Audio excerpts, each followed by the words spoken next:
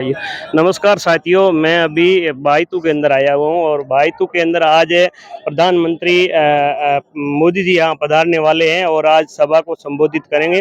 हमारे साथ भारतीय जनता पार्टी के कार्यकर्ता है, इनसे जानेंगे कि बायतू के अंदर भारतीय जनता पार्टी का किस प्रकार माहौल है और अब की बार चुनाव कौन जीतेगा और किसकी क्या सरकार बनेगी।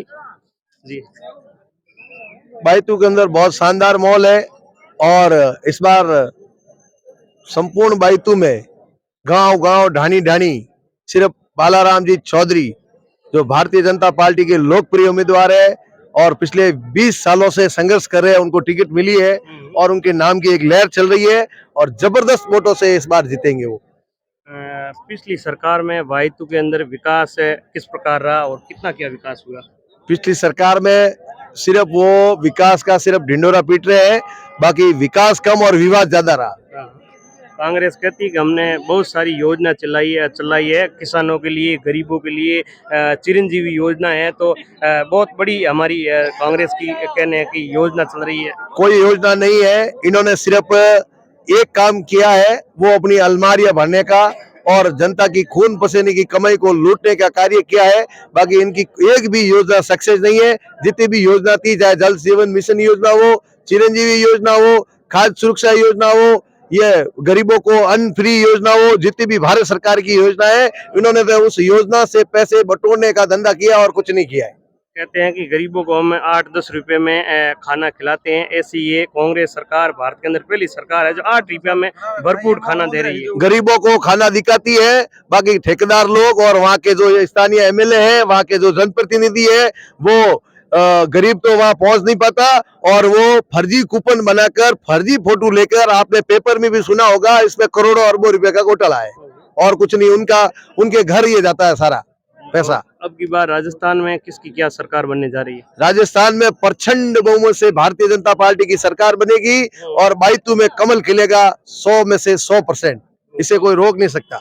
बायतू में जो भारतीय जनता पार्टी के उम्मीदवार है, उनका जनता के अंदर किस प्रकार आना जाना है, जनता के ग्रामीण इलाकों में किस प्रकार जनता से जुड़े हुए हैं। भारतीय जनता पार्टी के जो उम्मीदवार हैं, बालाराम जी चौधरी, जो पिछले 20 सालों से इसी सत्र में संघर्ष कर रहे हैं, जब से ये बायतू विधानसभा अलग बनी है तब से टिकट की भी मांग कर रहे थे, लेकिन टिकट मिली या नहीं मिली तो भी उन्होंने पार्टी के साथ रहकर और जनता के सुख दुख में हर समय उन्होंने अपना साथ निभाया है और इस बार यही उनकी लहर चल रही है कि 20 सालों से बालाराम जी को टिकट मिली है और उनका फर्स्ट एंड लास्ट चुनाव है और उनको मतलब भारी मतों से जिताना है बस।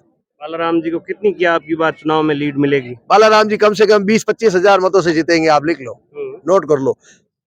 जो हमारा पाटोदी पंचायत सत्र से मैं आता हूँ, वहां से प्रधान प्रतिनिधि भी हूँ। मेरा नाम वैसे जोगेंद्र प्रजापत है और हमारे एरिया में जो पिछली बार कांग्रेस आगे रही थी, इस बार बीजेपी 5-7 हजार वोटों से आगे रह रही है। हाँ, पाटोदी बेल्ट से, विशेषकर बायतू के पाटोदी से। पाटोदी के अंदर विकास कार्य किस प्रकार रहे और क्या क्या पाटोदी में विकास बहुत कम और एक घर होली और एक घर दिवाली ज्यादा हुई है और जो विकास का ये जो ढिंडोरा पीट रहे हैं कि बढ़ता बायतू, वहाँ बायतू अगर बढ़ा है तो अपराध में बढ़ा है, भाई भाई को लड़ाया है, जाति जाति को लड़ाया, एक धर्म को दूसरे धर्म से लड़ाने में इन्होंने उपलब्धि हासिल की है। और बायतू जैसे शांत एरिया में देश आजादी के बाद 2 एनकाउंटर इन लोगों ने किए हैं, ये आपसे छुपा हुआ नहीं है। युवाओं को पुलिस या गोली का शिकार बनाया है और हमारे मोहनपुरा जैसे शांत एरिया में दबंगों ने वहां ओम प्रकाश साहू को पीट पीट कर मौत के घाट उतारा है, निर्दोष व्यक्तियों को। इस टाइप का मतलब पूरे बायतू में माहौल है और इन लोगों का इतना तांडव है, चाहे रिफाइनरी हो, चाहे ऑयल पेट्रोल की कंपनियां हो, चाहे बजरी का मामला हो, चाहे खंडा हो, कहीं भी हो, इन लोगों का दबदबा है और लूट खसोट करने में जुटे हुए और दूसरा इन्होंने कोई काम नहीं किया है। बायतू जो ये रिफाइनरी है बालोतरा की, इसके अंदर ग्रामीण क्षेत्र से कितने क्या मजदूर या युवा जुड़े हुए हैं।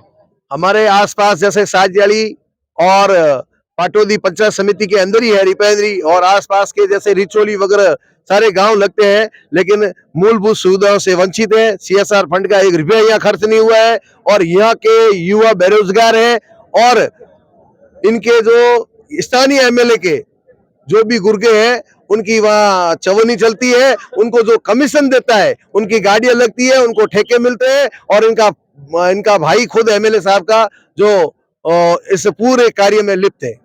तो यहाँ के लोकल युवा कोई वहाँ मजदूर की कार्यकर्ती में नहीं है? एक भी बता दो, इतने सारे युवा बैठे हैं, एक भी बता दो रिफाइनरी में कोई किसी ने अगर 5 रुपए का काम किया हो तो बता दो।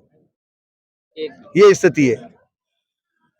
करता है तो उससे कमीशन लेते हैं। हाँ, 150 मैं रुपए पाटोदी पर जाताराम मजदूर। प्रजापत हूँ, पाटोदी से हूँ। अब की बार बालाराम जी भारी मतों से जीतेंगे, क्योंकि यहाँ पाटोदी के अंदर इन्होंने हरीश चौधरी ने कोई भी विकास नहीं करवाया। ये राजस्थान सरकार अशोक गहलोत ने अभी तक खाद्य सुरक्षा के जो गेहूं आते थे वो बंद करके इन्होंने 5 जनता को गुमराह किया है।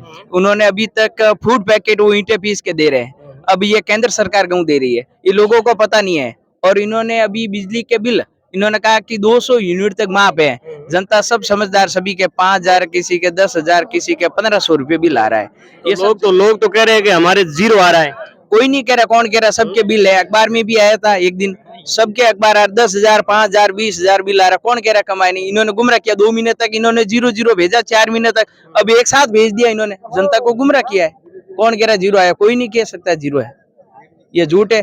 और बाकी अपने आदान अनुदान खाद बीज के जो पिछली सरकार वसुंधरा राजे की सरकार बीजेपी की 13,700 रुपया किसानों को दे रहे थे, अभी इस सरकार ने एक बार भी नहीं दिया हमारे किसानों को। खातों चेक कर लो आप, एक भी पैसा नहीं आया।